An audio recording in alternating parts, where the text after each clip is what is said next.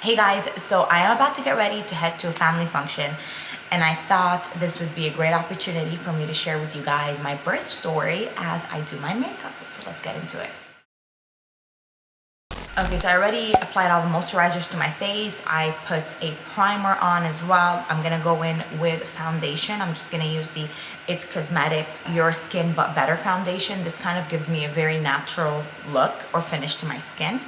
And we're gonna apply that as I share exactly what happened. Why haven't I really shared as much about my baby boy like I have with Serena, all that good stuff. So nobody really knows this. It's something that I kept inside and that I'm just gonna share with you guys right now. When I was pregnant with Serena during my 3rd trimester, I had a dream. And I know some people might think this sounds a little crazy, but I'm one of those people that really gets paranoid when I have a bad dream, because for some reason, somehow my dreams get interpreted and they become reality. So during my 3rd trimester with Serena, I dreamt that I gave birth to a girl, and then the next day I went into the hospital and I gave birth to a baby boy. And when I gave birth to the baby boy, they told me there was like an issue with the baby, and that freaked me out. I remember I didn't share the dream with anyone because I'm like, I don't want to put out like negative energy like that to the universe. So I'm just gonna keep it between me and myself. And that's kind of why when I was pregnant the next time around, I was so paranoid with everything. I didn't share my pregnancy as soon as I did when I found out I was pregnant with Serena. Like, I kept it in for longer. And then I remember when I got COVID, I was like, okay, maybe that's what the dream was about. So I felt a little bit better.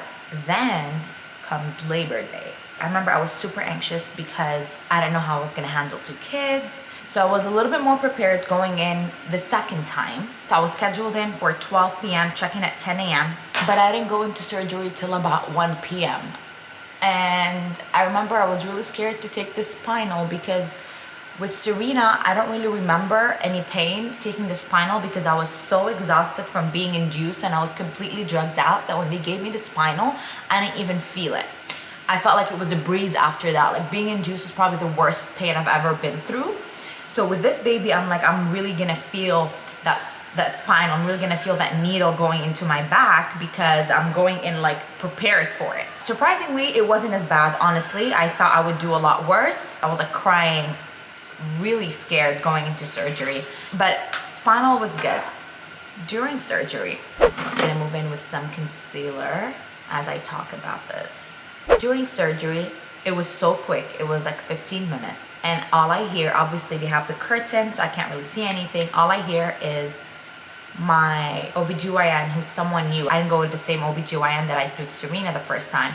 The first time with Serena, I actually was able to film the entire process. This time it was a little different with COVID, all that stuff. So as all I can hear is the doctor saying, whoa, he's a kicker. And hold on, buddy, you're not supposed to be doing that. That's all I hear. And I was like, what is she talking about? So apparently the baby was crying in my stomach. And that actually happened with Serena as well. Serena started crying as she was in my tummy. And apparently kids are not supposed to do that. So the baby was crying as he is in my stomach before she was even able to remove him. So because of that, he ended up taking in a lot of amniotic fluid. He started swallowing a lot of amniotic fluid. And at that point, obviously I don't know what's going on. My husband's trying to keep like a calm face, not trying to freak me out, because I was actually losing conscious. I was throwing up. I started throwing up out of nowhere. My blood pressure went down really bad. The anesthesiologist was there, thank God. He kind of, gave me some meds and stuff to kind of help with everything. Apparently I was also losing a lot of blood, which I didn't find out till after. They didn't want to tell me during surgery. So I was losing a crazy amount of blood. Like, apparently my uterus was splashing blood left and right. And I was starting to get a little worried because usually when the baby gets out of your stomach, he's supposed to cry. And the cry is really loud. And I remember it clearly with Serena. She was very loud when she came out of my stomach. And I'm there laying down waiting to hear my son cry like that, and I didn't. His cry was so subtle, and I'm like, what is going on? That kind of scared me, to be honest with you. And I remember she showed him to me really quickly. She's like, here's your baby. And then the nurse came and took him, and all I hear is them like suctioning out, I guess, the amniotic fluid from him.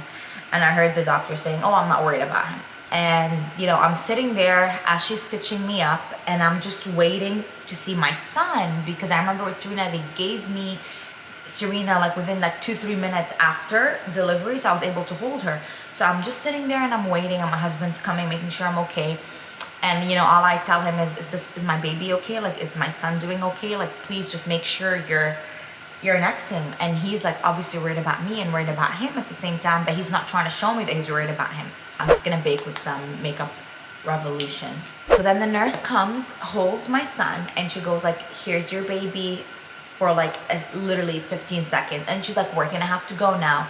And then she just takes my son and goes. And I was like looking at my husband like, go with her. Like, where's my son going? Like, this is not how it's supposed to be. Then they take me to the postpartum room, and I was in so much pain, which I wasn't in that much pain with Serena the first time around. I actually was out and about within 3 days post-surgery.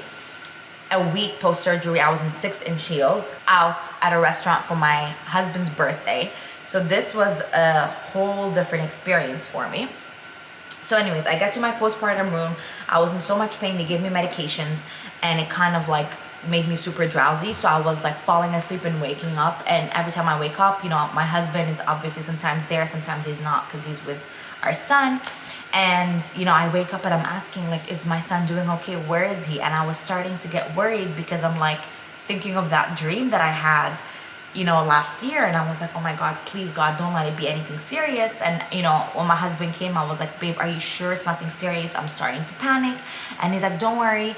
He took in a lot of amniotic fluid. They have like an oxygen machine linked up to him, and they just want to make sure that his lungs are working properly. They're doing a bunch of tests on him. As soon as that's cleared out, they're going to bring him back to you. And I was like, okay. And here I'm trying to ease myself and trying not to freak out, because if I do freak out, it was going to be a big issue, and I felt like it was going to deteriorate my health. So I tried to kind of stay positive through the whole thing. Luckily, 5 hours into it, they finally release him and they bring him to me, which I was so happy. So at that point, I was off of, you know, my meds were wearing off, so I was kind of a little bit more conscious. And they bring him to me, but obviously it was a very hectic 2 days at the hospital, because he still had amniotic fluid in him. And we had to monitor him and make sure that he just doesn't choke during his sleep. We actually have the nurses come in a few times to make sure his oxygen level is good. Then I find out his oxygen level was actually 84, and he turned blue, which is why they had to take him right away to the ICU. They told me that after, because I would have panicked during surgery.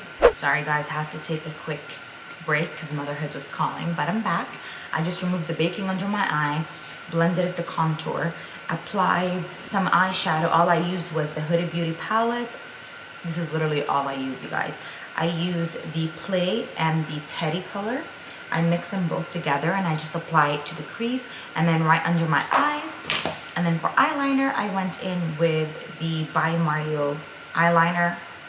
I don't know if I'm obsessed with it, honestly. I mean, it's pretty good if you guys are trying to draw a really thin cat eye look, because of the way that the actual eyeliner pen is. It's like really narrow. But I feel like from the first use, it already got kind of dried out. So, I don't know. I'm gonna have to play around with it and test it out a little bit more. But anyways, I'm gonna go in with some mascara right now. And the mascara of my choice for today is going to be from It Cosmetics. And let's continue with the story. My husband actually made me a cup of coffee. God bless him.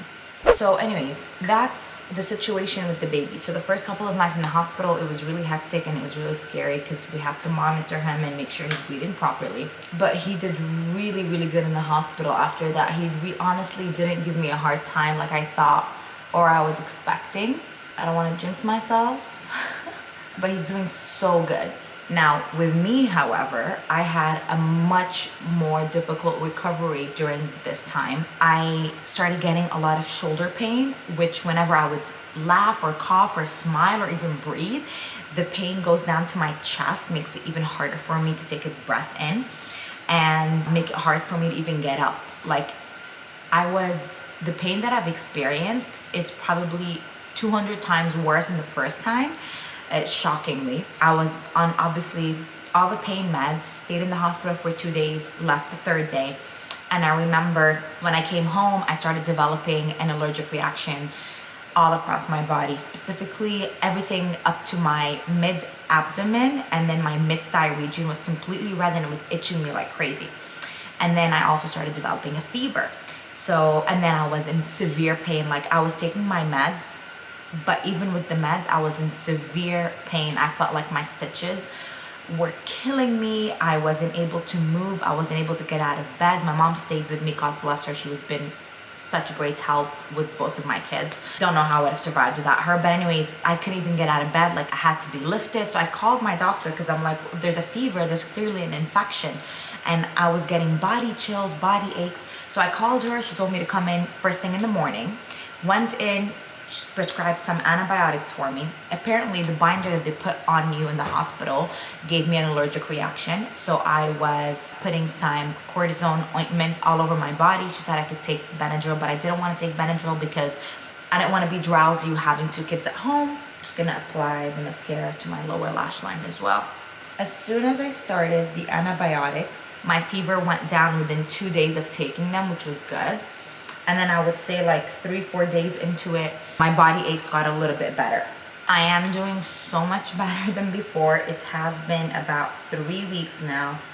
I would say I started doing a bit better last week. It took me about 2 weeks to really feel like myself and I can be out and about. Even though I haven't been leaving the house, honestly, unless it's like an emergency or like I feel like I need some air. I need to get out and see some sun and just, you know, the only place I've been to was probably Hobby Lobby because I'm planning my son's baby welcoming and I wanted to go and get a few decor items. But that was honestly the only place I've been. Plus, I once went to my parents' house. So anyways, I am feeling a lot better, which is why I'm filming right now. I took my son to the doctor. We did, you know, the newborn checkup, all that stuff, made sure he's healthy, everything's okay with him, everything's okay with me too. So that's why I'm kind of more comfortable sharing my birth story right now and the whole process and more about him. He was born at 1:48 p.m. I'm currently bronzing, by the way, with the Anastasia Beverly Hill bronzer in the shade Saddle. Anyways, so he is doing a lot better. He's currently sleeping right now. Born at 1:48 p.m. He was 19.5 inches, just like Serena. He was 6 pounds and 7 ounces. He was a little tinier than Serena. Serena was 6 pounds and 11 ounces. However, he gained weight a lot faster than Serena did. We went to his first newborn appointment and he was already 2 pounds more. So that made me so happy. Gonna go in with a little bit of blush. Gonna use Tarte. His baby welcoming is next week. I decided to kind of just have whoever wants to come and see me and the baby all come during one day when I'm feeling a lot better and before my family leaves, because my family's going on vacation. They're gonna be out of town, which is kind of upsetting me because I'm gonna be here all alone and kind of want my mama to stay with me because she helps me a lot, but I'm happy she's going on vacation. I kind of had to force her, like, please leave and go enjoy yourself because I've kind of held you hostage for the past 2 years with my kids. Anyways, lipstick. I am gonna go in with the Charlotte Tilbury Pillow Talk lip liner first, and I'm gonna top it with the Pillow Talk lip gloss. That's my calling. This is it for my makeup. Be right back. All right, guys, baby's up. So I'm gonna have to end this video. This was the most or the worst get ready with me tutorial because I feel like I didn't really talk much about the makeup, but it's very basic as you guys saw. I just kind of wanted to share my birth story and I wanted to kill 2 birds with 1 stone. So now that my makeup is done, I'm just gonna apply some black eyeliner to my inner eyelid.